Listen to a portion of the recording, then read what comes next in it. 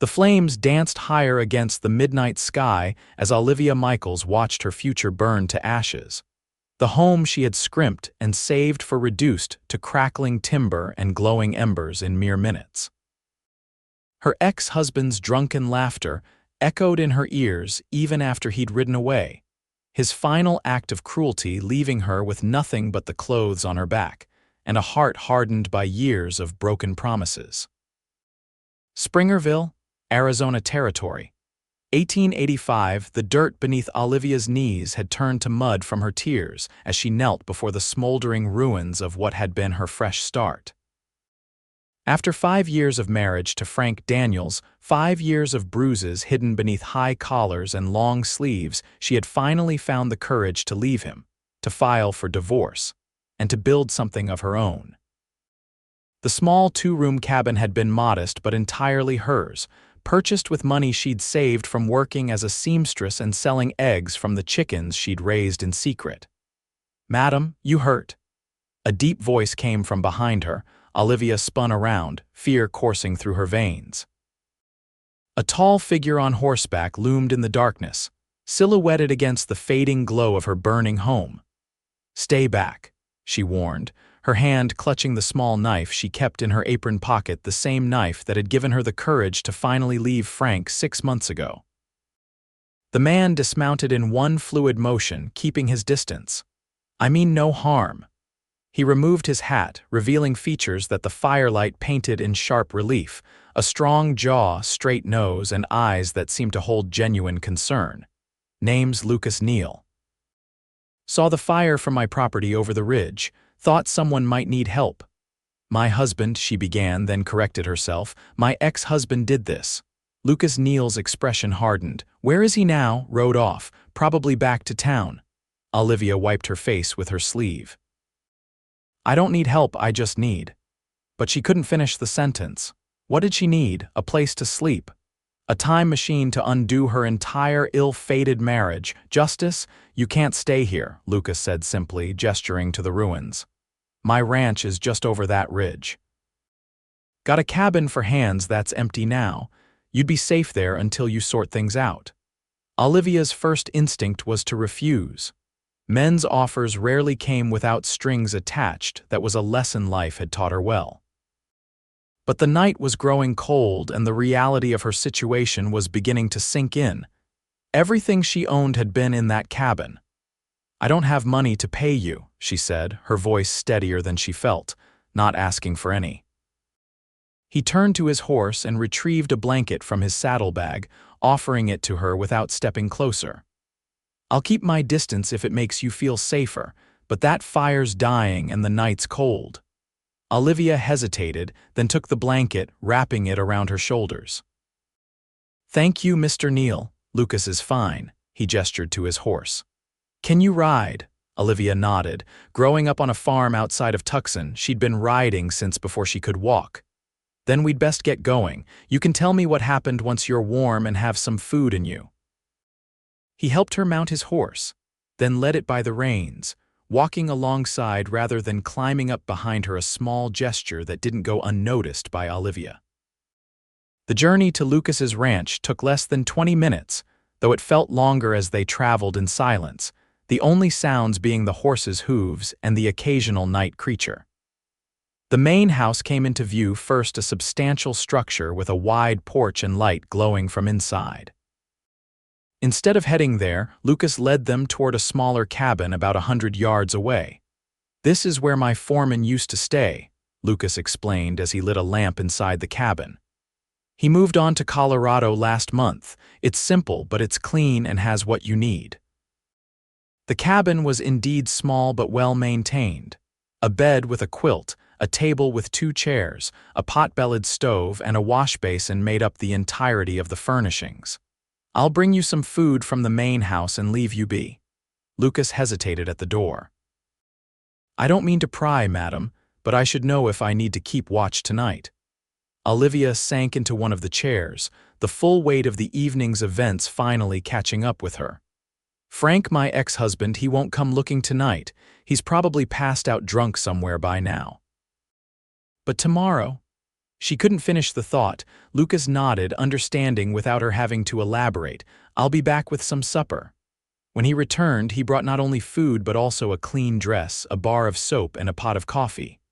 "The dress was my sister's," he explained. "She left some things here last time she visited. Thought you might want something, not smelling of smoke." "Your sister?" Olivia couldn't hide her surprise. "Catherine. She lives in Denver now with her husband." His mouth quirked in what might have been a smile. "I'm not in the habit of keeping ladies' clothing around otherwise." The hint of humor, unexpected as it was, brought a small smile to Olivia's lips, the first in what felt like an eternity. "Thank you, Lucas," he nodded. "Get some rest, Miss Michaels, Olivia Michaels, Miss Michaels." He put his hat back on. "We'll figure out what comes next in the morning." After Lucas left, Olivia ate the stew and bread he'd brought, feeling the warmth of the food seep into her bones. She washed with the soap he'd provided, lavender, a luxury she hadn't allowed herself in years, and changed into the borrowed dress. It was a bit loose, but clean and whole, which was more than she could say for her own soot-stained clothing. As she lay in the unfamiliar bed, staring at the ceiling, Olivia allowed herself to cry, not the desperate sobs of earlier, but quiet tears of relief, anger, and something that might have been hope. For the first time since leaving Frank, she felt safe. Morning came with a knock on the cabin door. Olivia startled awake, momentarily disoriented before the previous night's events came flooding back. "Miss Michaels, it's Lucas Neal. I've brought breakfast if you're awake." Olivia quickly smoothed down her hair and straightened the borrowed dress before opening the door. Lucas stood there, hat in hand, with a tray of food and a pot of coffee. "Thought you might be hungry. Thank you." She took the tray, noticing the fresh biscuits, scrambled eggs, and slices of ham. "You didn't have to go to such trouble." "No trouble. My housekeeper, Mrs. Winters, insists on feeding everyone within range of her kitchen." He shifted his weight. "I'm heading into town this morning. Need to pick up some supplies. Thought you might want to come along, maybe see what can be salvaged from your place on the way back." The mention of her destroyed home brought reality crashing back. "I should see if anything survived the fire," she agreed. "And I need to speak with Sheriff Collins. Frank needs to answer for what he's done." Lucas's expression darkened. "About that, I'm not sure how much help the sheriff will be." "What do you mean?" Olivia's heart sank. "Collins and your ex-husband are drinking buddies. I've seen them together at the saloon more times than I can count." Olivia's hands tightened on the tray. Of course, nothing was ever simple when it came to Frank. "So there's no point in going to the law." "I didn't say that," Lucas replied carefully. "Just that we might need to approach it differently. Judge Parker comes through town every few months. He's a fair man. If we can document the damage and find witnesses who might have seen or heard your ex-husband making threats." "We." Olivia caught the word immediately. Lucas met her gaze steadily. "I don't take kindly to men who burn down women's homes, Miss Michaels, or to men who think they're above the law." After breakfast, they rode into Springerville together, Olivia borrowing a mare from Lucas's stable. The small town was bustling with its usual morning activity, merchants opening shops, ranchers buying supplies, and the inevitable cluster of men outside the saloon, even at this early hour. Olivia felt exposed as they rode down the main street, acutely aware of the stares and whispers that followed them. News traveled fast in small towns, and by now, everyone would know about the fire. "Livy." A woman's voice called out, and Olivia turned to see Mary Thompson, the baker's wife and one of the few friends she'd made since moving to Springerville, rushing toward them. "Mary," Olivia acknowledged, dismounting to meet her friend. "I heard what happened," Mary said, pulling Olivia into a tight embrace. "Thank God you're all right. I was so worried when Peter said he saw the smoke from your place." "I'm fine," Olivia assured her, though the words felt hollow. "This is Mr. Lucas Neal. He's been kind enough to offer me shelter." Mary gave Lucas an appraising look. "Neal, the rancher from over Juniper Ridge Way?" "Yes, madam," Lucas tipped his hat politely.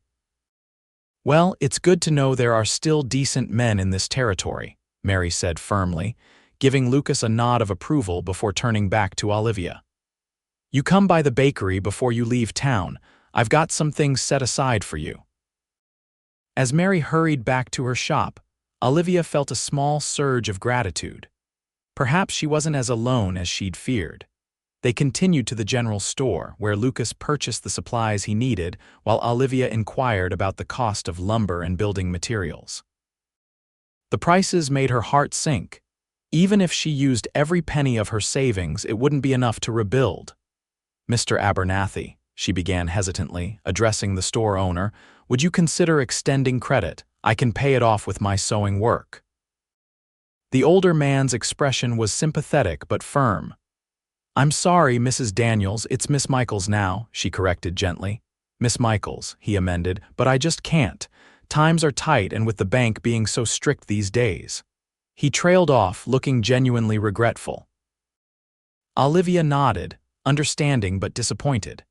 As they left the store, she felt the weight of her situation pressing down on her. "I don't know what I'm going to do," she admitted quietly to Lucas.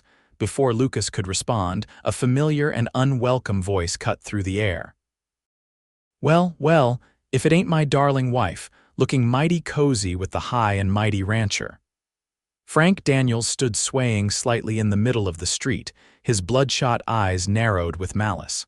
Despite the early hour, he was clearly already drunk. "Ex-wife," Olivia corrected, her voice steady despite the fear coiling in her stomach. "And what I do is no longer your concern, Frank." Frank spat on the ground. "That's so. Seems mighty quick to be taking up with another man. Wonder what folks would think if they knew how fast you moved on." Lucas stepped forward, his stance relaxed but his eyes hard. "Mr. Daniels, I believe you've had enough to drink. Why don't you head on home and sleep it off?" Frank's hand moved to his hip, where Olivia knew he kept a knife. "Don't tell me what to do, Neal. This is between me and my wife." "Ex-wife," Lucas corrected this time, his tone pleasant but with an underlying edge of steel. "And if you're thinking of causing trouble, you should know that Sheriff Collins is watching us from his office window right now." Frank glanced over at the sheriff's office, where indeed Collins could be seen observing the confrontation. After a moment's hesitation, Frank backed down, though his eyes promised future retribution. "This ain't over," he muttered before stalking off toward the saloon. Olivia released the breath she hadn't realized she'd been holding. "Thank you." Lucas shook his head. "No need to thank me, but I think we'd best see what's left of your place and get back to the ranch before he drinks enough courage to try something foolish." The ride to Olivia's burned-out cabin was somber. In the harsh light of day, the destruction looked even more complete than it had the night before. The wooden structure was reduced to charred timbers and ash, with only the stone chimney still standing like a solitary sentinel over the ruins. Olivia dismounted and walked carefully through what had been her home, searching for anything that might have survived. Near what had been the back of the cabin, she found a metal box, her mother's old sewing tin, scorched but intact. Inside were a few treasured mementos: a locket containing a lock of her mother's hair, her father's pocket watch, and the deed to the property. "At least I still have the land," she said, tucking the tin into her saddlebag.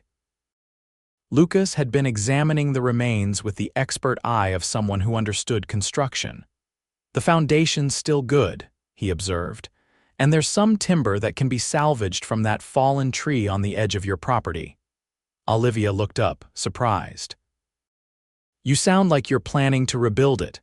"If you want me to," he replied simply. "I've got the hands and the know-how."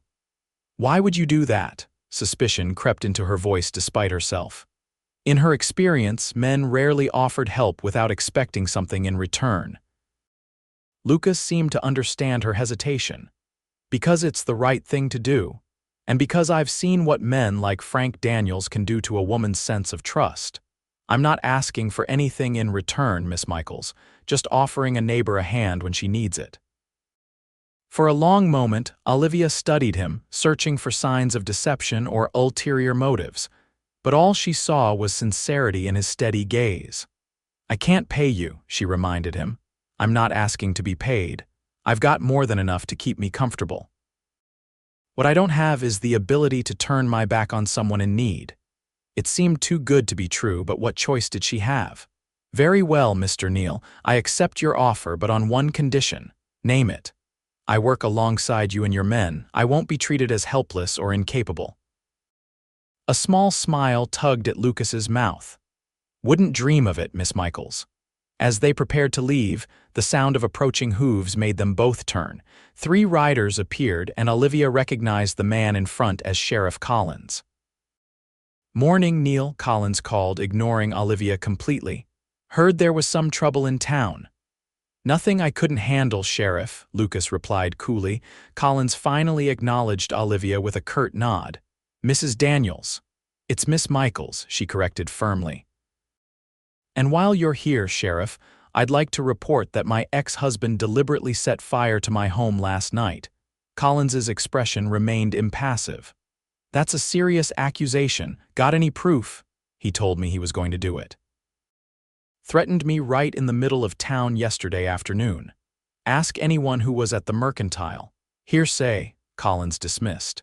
And even if he did say that, doesn't mean he did it. Fires happen, especially when women are living alone without a man to properly tend to things. Olivia felt her cheeks burn with indignation. He was here. He was laughing while it burned. Were there any witnesses to that? When Olivia remained silent, Collins nodded as if he'd proven a point. Thought so. Look, I understand you're upset, but without evidence, there's nothing I can do. Sheriff, Lucas interjected, his voice deceptively casual, when Judge Parker comes through next month, I'd hate to have to tell him that the law in Springerville has a blind spot when it comes to certain citizens. Collins's eyes narrowed. Is that a threat, Neal? Not at all. Just an observation. Judge Parker is a stickler for equal application of the law, as you know. The 2 men stared at each other for a long moment before Collins looked away. I'll talk to Frank, he conceded grudgingly. Tell him to stay clear of Miss Michaels. But that's all I can do without proof. Appreciate it, Sheriff, Lucas said, though his tone suggested he found little to appreciate. As Collins and his deputies rode away, Olivia turned to Lucas. You've made an enemy, she said quietly. Collins. He's been no friend of mine for years. I don't lose sleep over it, he helped her mount the mare. Let's head back. We've got a cabin to plan. Over the next few days, Olivia settled into a routine at Lucas's ranch. During the day, she helped Mrs. Winters, the housekeeper, with cooking and cleaning, insisting on making herself useful despite the older woman's protests that guests shouldn't work. In the evenings, she and Lucas would sit at the kitchen table, drawing up plans for her new cabin. I've been thinking, Lucas said on the 3rd night, sketching on a piece of paper. The original structure was sound but small. If we're rebuilding anyway, we might as well make it a bit larger. Olivia leaned over to look at his drawing. I can't afford a larger house. The extra lumber won't cost much more. I've got plenty of pine on my land that needs clearing anyway. He pointed to his sketch. See here? We could add another room, make the kitchen a bit bigger, and a proper covered porch would keep the interior cooler in summer. It was a beautiful design, far more than Olivia had ever hoped for. It's lovely, she admitted, but it seems too much. Lucas set down his pencil and looked at her directly. Olivia, may I speak plainly? She nodded, surprised by his use of her first name. I've got the means to help you build a proper home. It gives me satisfaction to use what I have to help someone who deserves it. There's no hidden motive, no debt to be called in later. Can you accept that? Olivia felt tears prickling behind her eyes. After years with Frank, who had used every kindness as a weapon, Lucas's straightforward generosity was almost incomprehensible. I'll try, she whispered. Lucas smiled, a genuine expression that transformed his serious face. Good. Now about this window placement. The next morning, Lucas rode into town to arrange for the delivery of additional building supplies that couldn't be sourced from his own land. Olivia spent the day with Mrs. Winters, learning the older woman's recipe for sourdough bread and listening to stories about the early days of the Arizona Territory. Lucas's parents were among the first settlers in this area, Mrs. Winters explained as she kneaded dough. built that ranch from nothing but dust and determination.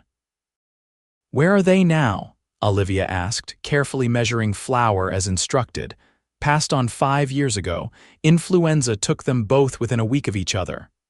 Mrs. Winters shook her head sadly. "Nearly broke the boy. He was just 25, suddenly responsible for the whole operation and his little sister besides." Olivia glanced out the window toward the barn where she could see Lucas's foreman, a man named Cooper, working with one of the horses. "He seems to have managed well, that he has. Doubled the size of the herd, built the new barn, and put Catherine through school in Denver." Mrs. Winters lowered her voice conspiratorially. "But he's been lonely. A man needs more than cattle and hired hands for company." Olivia felt her cheeks warm. "Mrs. Winters, if you're implying—" "I'm not implying anything, dear," the older woman interrupted with a knowing smile. "Just making an observation. Now, let's get this bread rising."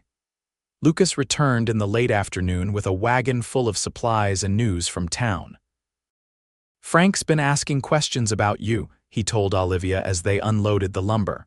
"Wanted to know where you were staying." Olivia's hands faltered on the plank she was carrying, and no one told him, Lucas assured her. Mary Thompson apparently gave him an earful about showing his face in town after what he did. "Seems you've got more friends than you realized." Relief washed over her. "Still, he won't give up easily. Frank's always been persistent." "Well, he'll find this place a harder nut to crack than your cabin was." Lucas's face hardened.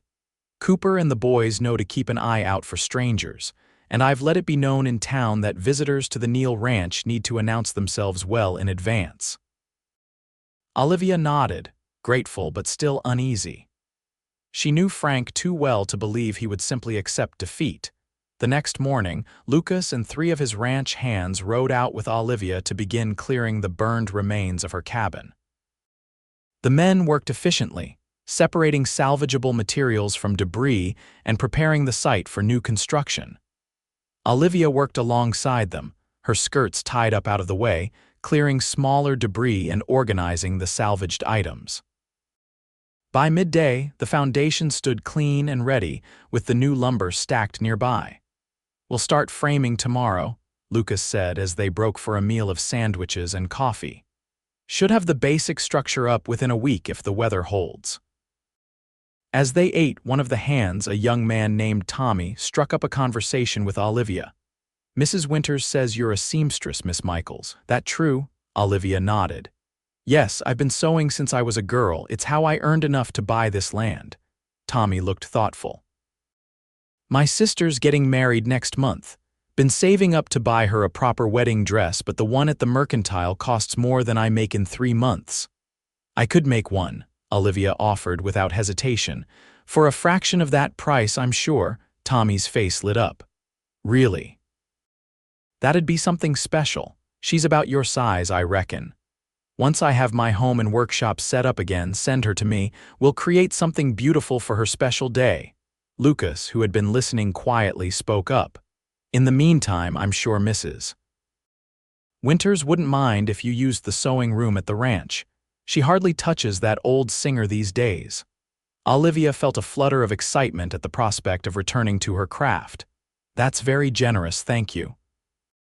As the men returned to work, Olivia found herself watching Lucas as he directed the clearing operation. There was an easy confidence to him, a natural authority that never veered into the domineering behavior she'd known with Frank. His men clearly respected him, joking and conversing freely while still following his instructions without question. When Lucas caught her looking, he offered a small smile before returning to his task. Olivia quickly busied herself with gathering nails that could be reused, trying to ignore the warmth that had spread through her at that simple acknowledgement.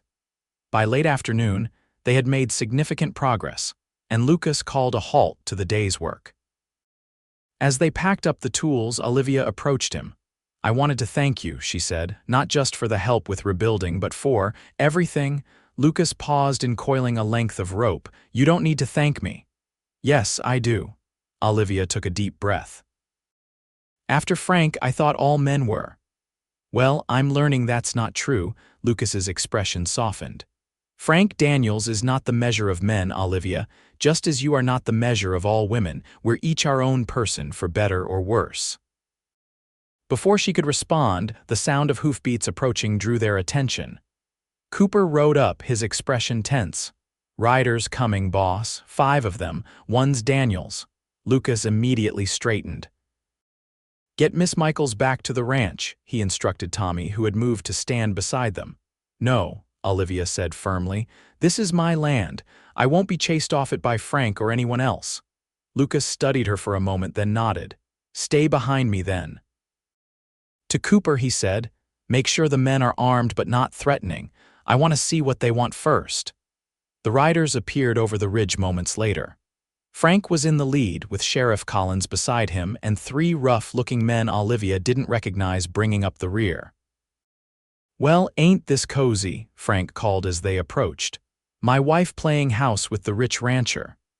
Ex-wife, Olivia and Lucas corrected in unison. Frank's face darkened. Still my property standing on, legal papers or not. A man's got rights. Sheriff Collins looked uncomfortable but spoke up.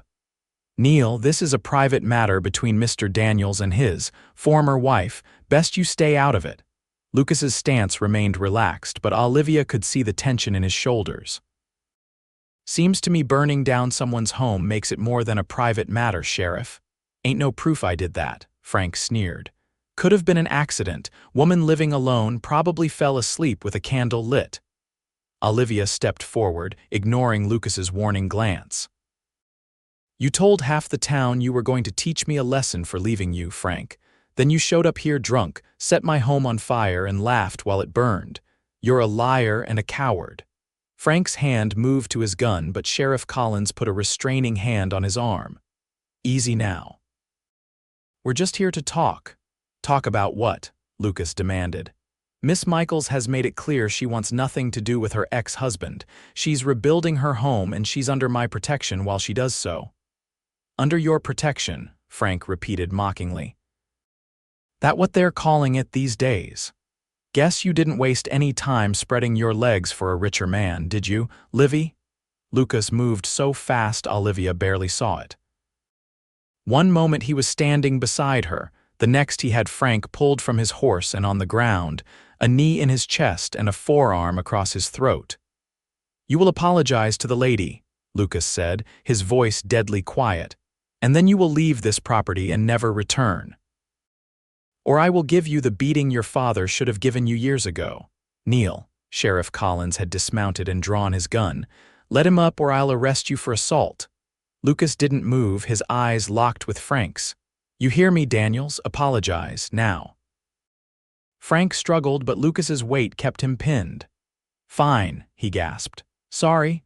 Lucas released him and stood, offering no assistance as Frank scrambled to his feet. This ain't over, Frank spat, brushing dirt from his clothes. Yes, it is, Lucas replied evenly. You come near Miss Michaels or this property again, and no badge, he glanced pointedly at Collins, will protect you from what happens next. The sheriff holstered his gun with obvious reluctance. You're walking a dangerous line, Neal. So are you, Sheriff, if you're taking sides against an innocent woman whose home was destroyed. Lucas nodded toward Olivia. Now, unless you're here to offer building assistance, I suggest you all leave. We've got work to do. For a tense moment, Olivia thought Frank might try something foolish. But after exchanging glances with Collins, he remounted his horse. I'll be seeing you, Livy, he said, the threat implicit in his tone.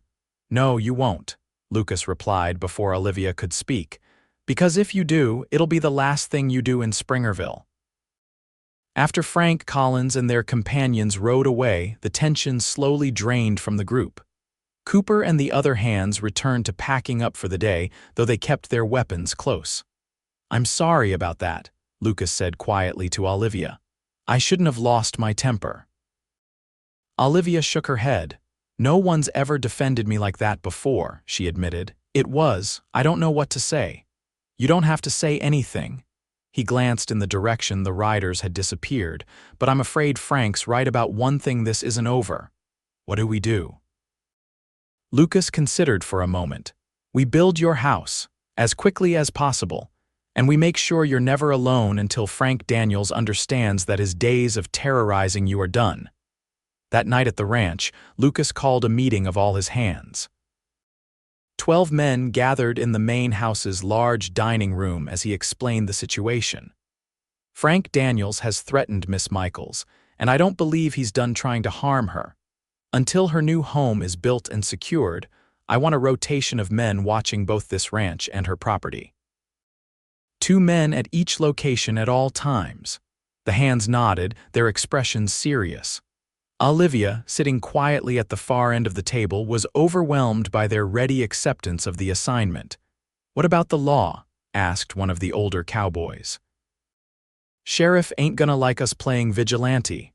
"We're not playing anything," Lucas replied firmly. "We're protecting an innocent woman from a man who's already shown he's willing to commit arson. If Sheriff Collins has a problem with that, he can take it up with me." After the meeting dispersed, Olivia found Lucas on the porch staring out at the darkening landscape. "Your men don't seem to mind being assigned to protect me," she observed, joining him at the railing. Lucas glanced at her. "They're good men, and they've all heard stories about Frank Daniels. Still, it's asking a lot of them." "They're being paid well for their time," he assured her. "And most of them have mothers, sisters, or sweethearts. They understand what's at stake." They stood in companionable silence for a few minutes, watching as the first stars appeared in the twilight sky. "Lucas," Olivia began hesitantly, "I need to know why you're doing all this. The truth." He turned to face her fully, his expression serious in the fading light. "Because 5 years ago, my foreman's daughter was married to a man like Frank Daniels. She tried to leave him 3 times. The 3rd time he killed her." His voice was steady but filled with old pain. "I wasn't in a position to help her then. I am now, and I won't stand by and watch another woman suffer the same fate if I can prevent it." Olivia felt tears welling in her eyes. "I'm sorry about your foreman's daughter." "Sarah," Lucas said softly. "Her name was Sarah. She was 23. Without thinking, Olivia reached out and took his hand. Lucas looked surprised but didn't pull away, his rough fingers gently closing around hers. "Thank you for telling me," she whispered. In that moment, standing on the porch with the vast Arizona sky spreading above them, something shifted between them, a barrier falling away, replaced by understanding and the first tentative threads of trust. Construction on Olivia's new home began in earnest the next morning. Lucas had arranged for additional help from neighboring ranches, and the work site buzzed with activity as the framing began to take shape. Olivia worked alongside the men, learning quickly and contributing more than many expected. "You've got a good eye for this," Lucas commented as they measured lumber for the front wall. "Ever built anything before?" "Just furniture," Olivia replied, marking a cut line with precise movements. "My father taught me, said a woman should know how to use tools as well as any man." "Wise man, your father," Olivia smiled at the memory. "He was, raised me alone after my mother died, taught me everything he thought I'd need to know except how to choose a husband, apparently." Lucas handed her the saw. "Some lessons we have to learn the hard way." By midday, the frame of the main room was standing, and work had begun on the extended kitchen Lucas had designed. The structure was already larger than her original cabin, with higher ceilings and more windows. Mary Thompson arrived around noon with baskets of food for the workers, accompanied by several other women from town. "Thought you could use some help," Mary explained, embracing Olivia warmly. "And we wanted to see how the rebuilding was coming along." The women had brought not only food but also household items, curtains, dishcloths, cooking utensils, and even a small rocking chair that one of their husbands had made. "We took up a collection," explained Mrs. Parker, the minister's wife. "Not much, but enough to help you get started again." Olivia was overwhelmed by their generosity. "I don't know what to say." "Don't say anything," Mary instructed briskly. "Just accept it. That's what neighbors do." As the women laid out the food for the workers, Mary pulled Olivia aside. "Frank's been making a nuisance of himself in town," she said in a low voice. Telling anyone who'll listen that you left him for Lucas Neal. Olivia felt her face flush with anger. That's ridiculous. I left him because he beat me for 5 years, and I barely knew Lucas until after the fire. Mary nodded. Most people know better than to believe Frank's stories, but Collins is backing him up, saying Neal's interfering in a private matter. It's not a private matter when someone burns down your home, Olivia said bitterly. No, it certainly isn't. Mary squeezed her arm. Just be careful, Livy. Frank's dangerous when he's cornered, and right now he feels cornered. The warning cast a shadow over the day's progress. As the women departed and work resumed in the afternoon, Olivia found herself watching the horizon more frequently, half expecting to see Frank riding toward them. Lucas noticed her distraction. Everything all right? Olivia hesitated, then shared what Mary had told her. Lucas listened without interrupting, his expression growing more troubled. Frank's trying to turn the town against us, he concluded when she finished. Make it seem like I stole you away rather than helped you after he committed a crime. Will it work? Lucas considered this. With some people, maybe, but Springerville's seen Frank's true nature over the years, and they've known me longer. He picked up a hammer. Best thing we can do is get this house built and you settled safely inside it. Work continued steadily through the afternoon. By sunset, the basic framework of the entire structure was complete, a testament to the skill and dedication of the men working on it. As they packed up for the day, Lucas instructed the 2 hands who would be staying to keep watch overnight. No fires, he reminded them. And if you see anything suspicious, fire a shot in the air. We'll come running. On the ride back to the ranch, Olivia found herself marveling at how much had changed in just a few days. From the ashes of her destroyed home, something new was rising, something bigger and stronger than before. And she was no longer facing her challenges alone. Penny, for your thoughts, Lucas asked, riding beside her. Olivia smiled. I was just thinking that sometimes good things can come from terrible situations. Lucas glanced at her, his expression softening. That they can, Miss Michaels. That they can. The next week passed in a blur of activity. The walls of Olivia's new home rose steadily, followed by the roof rafters and shingles. Windows were installed, real glass windows, a luxury her previous cabin hadn't possessed, and the stone chimney was rebuilt with careful precision. Olivia divided her time between the construction site and Mrs. Winter's sewing room, where she had begun work on Tommy's sister's wedding dress. The familiar rhythm of the sewing machine brought her comfort, a reminder that not everything from her old life had been lost. Lucas stopped by the sewing room one evening, knocking lightly on the open door. May I come in? Olivia looked up from the delicate lace she was attaching to the bodice. Of course, he entered, seeming almost hesitant in this feminine domain. That's beautiful work. Thank you. Olivia set aside her needle. Is everything all right? Yes, Lucas cleared his throat. I wanted to let you know the house should be finished by the end of next week. The interior walls are up and the men are starting on the plastering tomorrow. So quickly, Olivia was surprised. I thought it would take much longer. I may have hired a few extra hands from town, Lucas admitted, and offered a bonus for quick work. Olivia shook her head, still not entirely comfortable with his generosity. You've done so much already. I want to see you safely established in your own home. He hesitated, then added, though I hope you know you're welcome here for as long as you wish to stay. Something in his tone made Olivia look up sharply. There was a warmth in his eyes that hadn't been there before, or perhaps she simply hadn't noticed it. Thank you, she said softly, but I've imposed on your hospitality long enough. It's no imposition. Lucas moved a step closer. In fact, I've grown accustomed to having you here. Olivia's heart fluttered in her chest. Was he saying what she thought he was saying? Lucas, the moment was interrupted by a sharp knock on the main door of the house, followed by Mrs. Winter's voice calling for Lucas.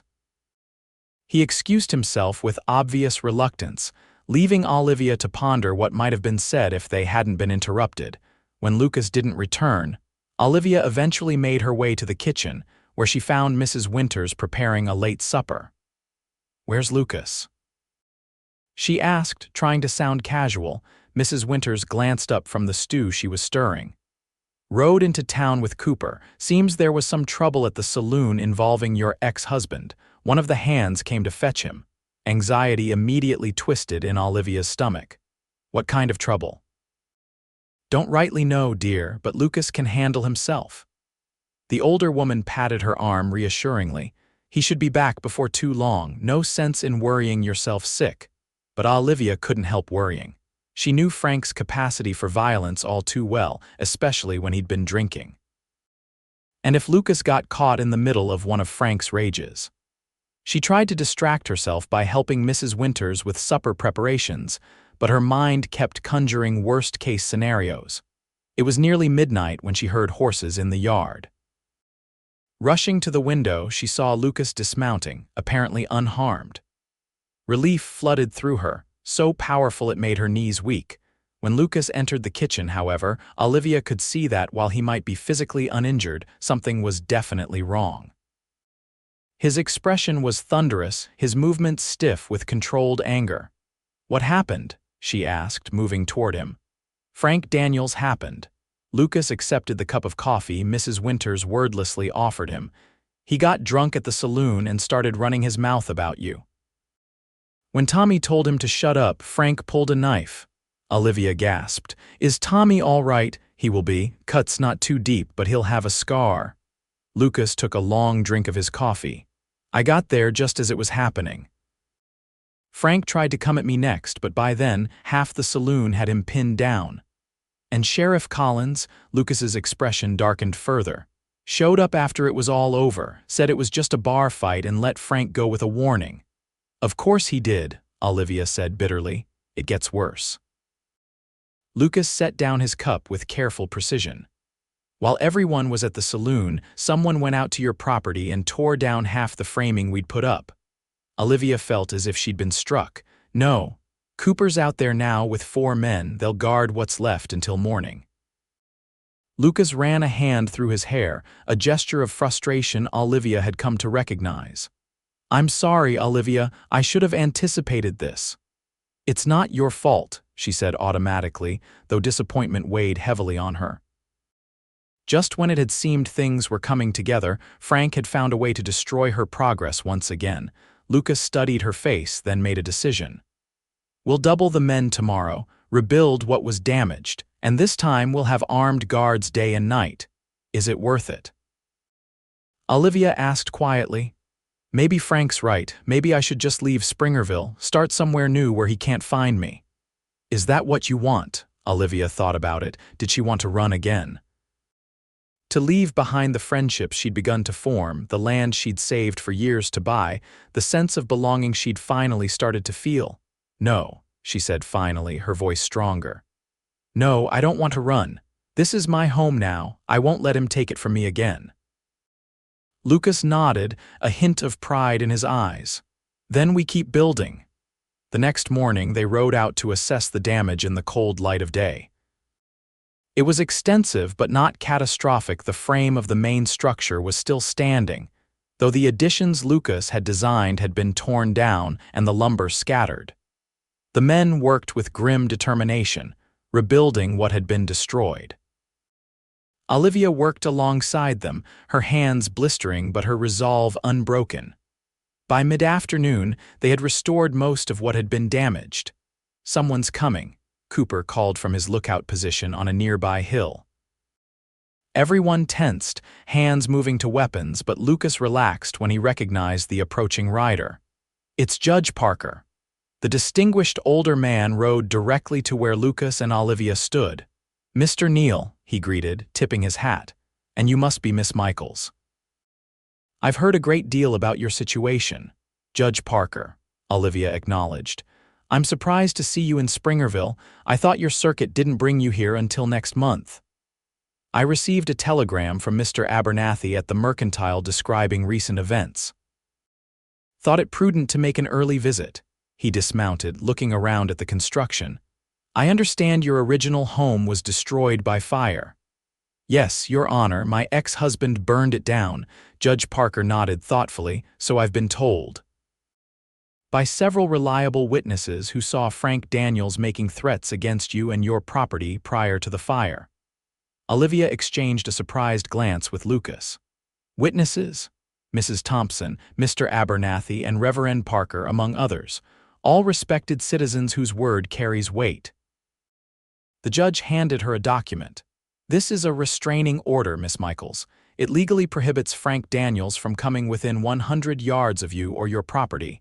Violation is punishable by imprisonment. Olivia stared at the paper in her hands, hardly daring to believe it.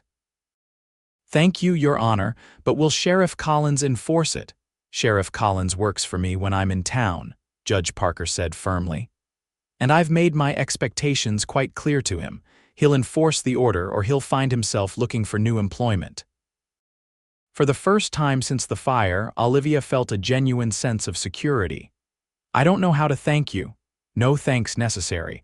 The law is meant to protect all citizens, not just those with influential friends. The judge glanced pointedly at Lucas.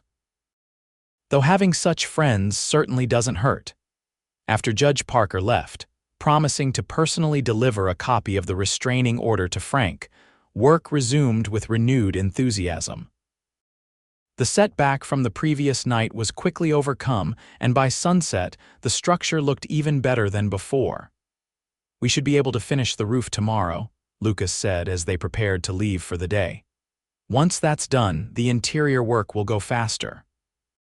As they rode back to the ranch, Olivia found herself studying Lucas's profile in the fading light. Did you telegraph Judge Parker? She asked suddenly. Lucas kept his eyes on the trail. I may have sent a message to a few people I know in Prescott, he admitted. But Abernathy and the others came forward on their own. Why didn't you tell me? Didn't want to get your hopes up in case nothing came of it. He glanced at her. Are you angry? Angry? Olivia shook her head, smiling. How could I be angry at someone who's done nothing but help me? Not everyone appreciates help, especially when it comes without being asked for. I'm not everyone, she said softly, and I do appreciate it, more than I can say. Their eyes met, and for a moment, the connection between them felt almost tangible, a delicate thread of something that might, with care and time, grow into something stronger. The moment was broken when one of the ranch hands rode up to report that all was quiet at the construction site. Lucas acknowledged him with a nod before turning back to Olivia. We should get back. Mrs. Winters will have supper waiting. But something had changed between them, a tacit acknowledgement of feelings that were becoming increasingly difficult to ignore. The next 2 weeks saw remarkable progress on Olivia's home. With the restraining order in place and Judge Parker's watchful presence in town, Frank had been conspicuously absent, though Olivia couldn't quite shake the feeling that he was simply biding his time. The house took shape rapidly, walls plastered, floors laid, windows trimmed, and a sturdy front porch added just as Lucas had envisioned. Inside, Olivia worked with Mrs. Winters and Mary to furnish the rooms with a combination of donated items and pieces Lucas had brought from storage at his ranch. My mother would have wanted you to have these, he explained when Olivia protested the gift of a beautiful oak dining table and chairs. They've been gathering dust in the barn for years. Throughout it all, Olivia and Lucas worked side by side, their initial awkwardness giving way to a comfortable companionship. She learned that beneath his quiet exterior lay a sharp wit and unexpected tenderness. He discovered her resilience and determination, qualities that earned his respect and increasingly his admiration. In the evenings, they often sat on the porch of the main house, talking about everything and nothing: childhood memories, hopes for the future, books they'd read, places they'd seen. Sometimes they simply sat in comfortable silence, watching the stars emerge in the vast Arizona sky. One such evening, as a cool breeze stirred the summer air, Lucas broached a subject they'd both been avoiding. Your house will be ready for you to move in by the end of the week, he said, his voice carefully neutral. Olivia nodded, trying to ignore the unexpected pang the words caused. Yes, it's coming along beautifully. Better than I ever could have hoped for. Are you? Looking forward to having your own space again. There was something in his tone that made Olivia glance at him sharply. I am, she said slowly, though I've grown quite fond of it here. Lucas seemed to be choosing his next words with care. You know, there's no rush for you to leave, I mean. You're welcome to stay as long as you like. That's very kind, but I can't impose indefinitely, and besides, she added with a small smile, I've put too much work into that house not to live in it. Of course. Lucas fell silent, staring out at the darkening landscape. Olivia waited, sensing he had more to say. When he remained quiet, she took a breath and spoke the words that had been on her mind for days. Perhaps you could visit, once I'm settled. Lucas turned to look at her, his expression softening. I'd like that very much. The simple statement hung between them, filled with unspoken possibilities. Before either could elaborate, Cooper appeared on the porch. Sorry to interrupt, boss, but there's a problem at the bunkhouse. Carson and Miller are at each other's throats again. Lucas sighed and rose to his feet. Duty calls? Good night, Olivia. Good night, she replied, watching as he walked away, wondering what might have been said if they'd had more time. The final touches on Olivia's new home were completed on a Friday afternoon. The last piece of furniture, a beautiful bookshelf Lucas had crafted himself, was installed in the front room, and the kitchen stove was declared fully functional after Mrs. Winters tested it by baking a celebratory pie. It's perfect, Olivia said, standing in the center of the main room and turning slowly to take it all in. The house was exactly as Lucas had designed it, spacious but cozy, practical but beautiful in its simplicity. Large windows let in abundant light, and the stone fireplace promised warmth on cold winter nights. There are still a few things to finish, Lucas demurred, though his pride in the work was evident. The back fence needs completing, and I'd like to build a proper chicken coop for those hens Mary's giving you. It's more than I ever dreamed of having, Olivia insisted. I can't believe how much has changed in just a few weeks. The house was indeed a far cry from both her burned cabin and the modest structure she'd originally planned to rebuild. This was a real home, built to last and designed with care. Will you stay for supper? She asked impulsively. It seems fitting that you should be my first guest. Lucas smiled, the expression transforming his usually serious face. I'd be honored. They prepared the meal together, moving around the new kitchen with an ease that spoke of their growing comfort with each other. Olivia found herself wondering if this could become a regular occurrence, evenings spent in conversation over shared meals, the simple pleasure of companionship. As they sat down to eat, Lucas raised his glass of cider. To new beginnings, he toasted. To new beginnings, Olivia echoed, clinking her glass against his. And to good friends who make them possible. They talked easily throughout the meal, the conversation flowing naturally between topics. Olivia found herself laughing more than she had in years, her guard completely lowered in Lucas's presence. As the evening drew to a close, a reluctance to part settled over them both. I should head back to the ranch, Lucas said finally, though he made no move to leave. Olivia nodded. Of course, you must be tired after all the work today. They stood on her new porch, the summer night enfolding them in its warmth. Crickets chirped in the darkness, and somewhere in the distance, a coyote called to its pack. Olivia, Lucas began, then hesitated. I've been meaning to tell you something, her heart quickened. Yes, these past few weeks working with you, getting to know you. He took a step closer. I've never met anyone like you, your strength, your kindness despite everything you've been through.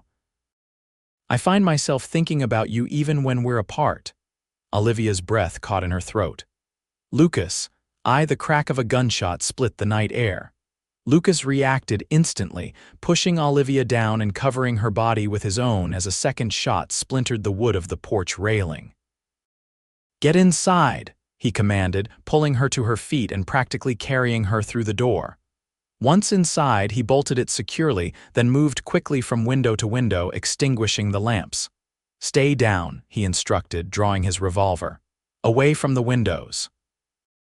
Olivia's heart hammered in her chest, fear and anger warring within her. "Frank," she whispered. Lucas nodded grimly. "Most likely. I've got men watching the property, but he must have slipped past them somehow." Another shot rang out, this one shattering one of the front windows. Glass sprayed across the floor and Olivia ducked instinctively. "I need to get you out of here," Lucas said, his voice low and urgent. "There's a back door in the kitchen. We'll make a run for the trees behind the house." "No," Olivia replied, her fear giving way to determination. "This is my home. I won't be driven from it again." Lucas looked at her with a mixture of admiration and exasperation. "This isn't the time for a stand, Olivia. Frank's drunk and armed. He's already violated the restraining order just by being here. Let's get to safety and then we'll bring the law down on him." Before she could argue further, a voice called from outside. "Come out, Livy. I know you're in there with him, Frank." The slur in his words confirmed Lucas's assessment he was drunk, which made him even more dangerous. "You think you can just leave me and play house with the richest man in the county?" Frank continued. "I'll burn this place down too, see if lover boy builds you another one." Lucas moved to the back of the house, checking that the kitchen door was secured. "My men must have heard the shots. They'll be here soon." As if in response to his words, more gunfire erupted outside, but this time it wasn't directed at the house. Shouts followed and the sound of running feet.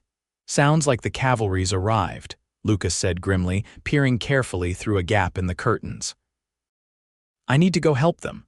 "No," Olivia grabbed his arm. "Frank's out there with a gun. He's trying to draw you out." "I can't let my men face him alone." Lucas's expression was resolute. "Stay here, stay low, and keep this door locked until I or one of my men comes for you. Understand?" Olivia wanted to protest, to beg him not to go, but she knew it would be futile. Lucas Neal wasn't the kind of man who sent others to fight his battles. "Be careful," she whispered instead, reaching up to touch his face. "Please." For a brief, intense moment, Lucas covered her hand with his own. "I will." Then he was gone, slipping out the back door and into the darkness. Olivia bolted the door behind him as instructed, then moved to a position where she could see out the window without being easily spotted.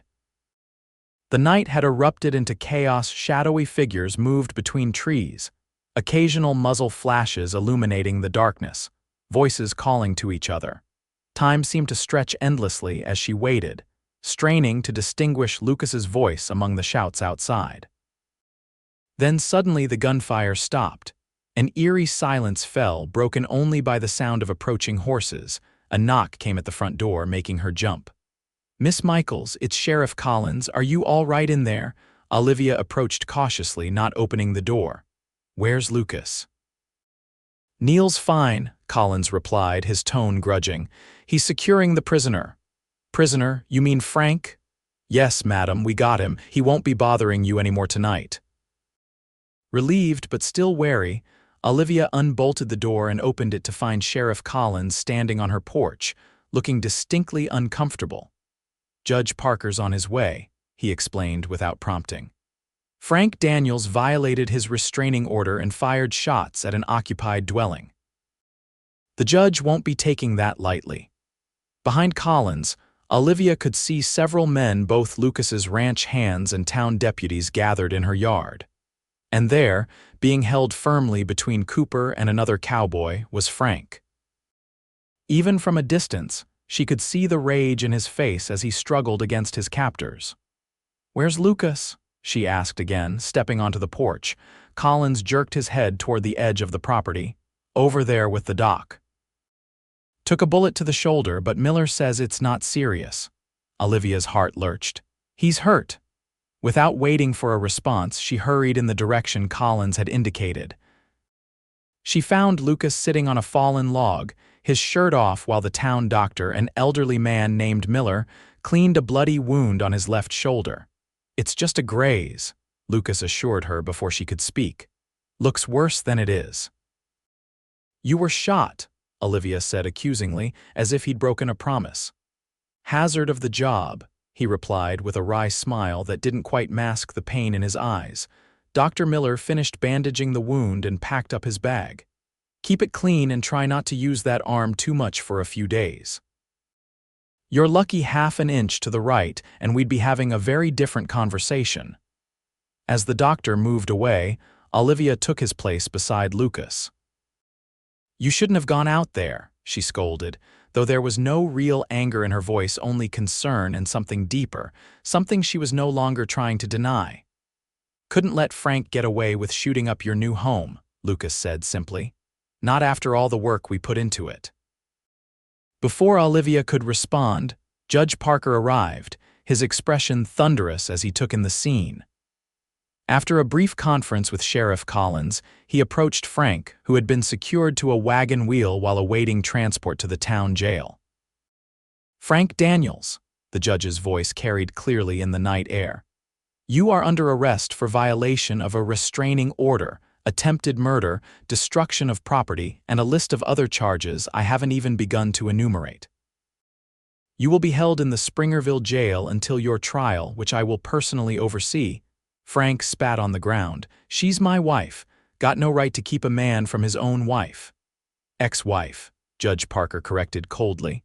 "And I have every right to protect citizens from violent criminals."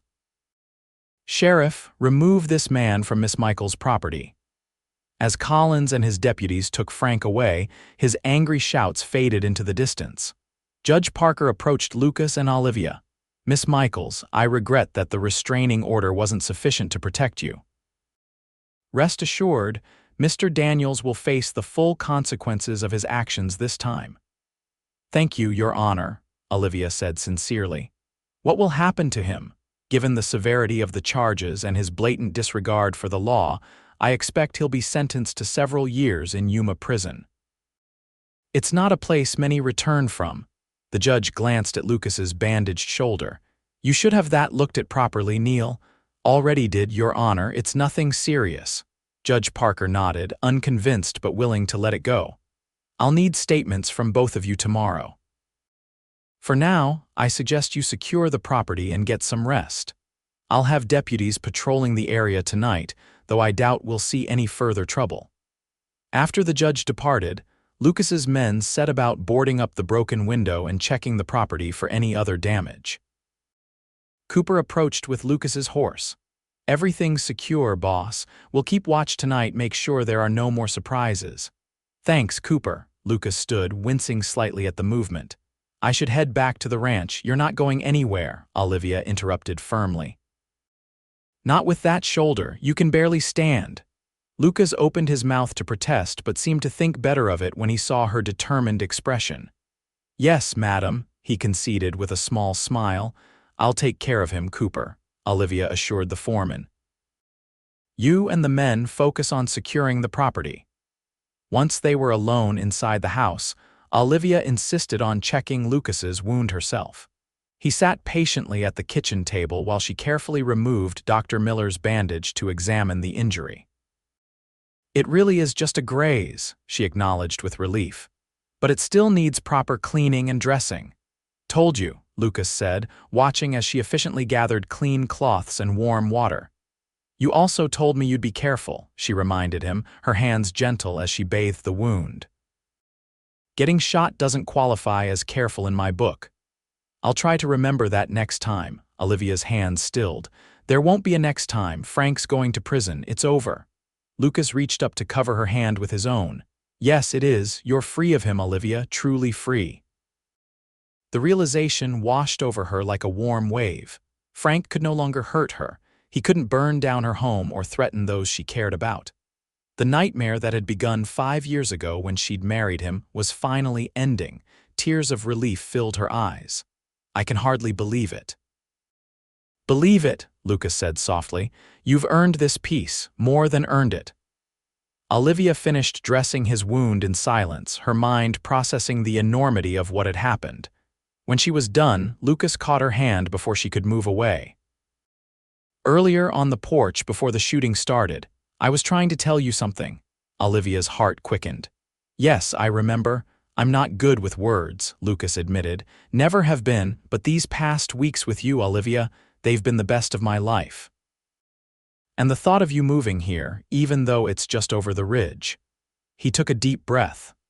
What I'm trying to say is I've fallen in love with you, and if there's any chance you might feel something similar, I'd like to court you properly." Olivia stared at him, hardly daring to believe what she was hearing. After Frank, she'd sworn never to trust a man again, never to make herself vulnerable. But Lucas Neal was nothing like her ex-husband. Where Frank had been cruel, Lucas was kind. Where Frank had torn down, Lucas had built up. "Lucas," she began, her voice unsteady, "I'm not sure I know how to be courted properly. My experience with men hasn't exactly been ideal. We can figure it out together," he said simply. If that's something you want, did she want it? The question echoed in her mind. Despite her fears, despite the scars Frank had left on her heart, the answer was clear. "Yes," she whispered. "Yes, I'd like that very much." The smile that spread across Lucas's face was like the sun breaking through clouds after a storm, warm and full of promise. With his good arm, he drew her closer, giving her plenty of time to pull away if she wanted to. She didn't. Their first kiss was gentle, tentative, a question and an answer all at once. When they finally parted, Olivia felt as if something long broken inside her had begun to mend. "Stay," she said softly. "Not just tonight because of your shoulder. Stay in my life, Lucas Neal." "Wild horses couldn't drag me away," he promised, and sealed it with another kiss. 3 months later, Olivia stood in Mary Thompson's kitchen, nervously smoothing down the front of her new dress, a simple but elegant creation of ivory satin with lace trim. "Stop fidgeting," Mary scolded good-naturedly. "You look beautiful, and that man of yours won't be able to take his eyes off you." "I'm not worried about that," Olivia admitted. "It's just, sometimes I can hardly believe this is happening, that I get to have this happiness after everything."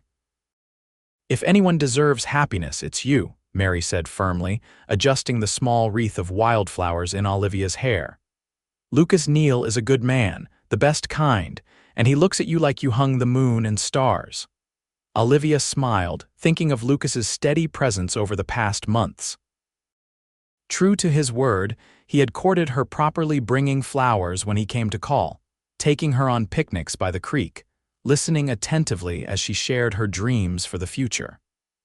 He never pushed, never rushed, always allowing her to set the pace of their relationship. After Frank's trial, which had resulted in a 10-year sentence at Yuma prison, Lucas had proposed not with grand gestures or flowery speeches, but with simple, heartfelt words while they sat on the porch of her home as the sun set. "There's no one else I want to build a life with," he'd told her, offering a simple gold ring that had belonged to his grandmother. "No one who understands me the way you do." Saying yes had been the easiest decision of her life. A knock at the door interrupted her thoughts. Reverend Parker's wife peeked in. "It's time, dear. Everyone's ready." Olivia took a deep breath, her hand automatically reaching for the locket around her neck, her mother's locket, one of the few treasures that had survived the fire. "I'm ready," she said, and meant it. The small church in Springerville was filled to capacity. It seemed the entire town had turned out for the wedding of Lucas Neal and Olivia Michaels.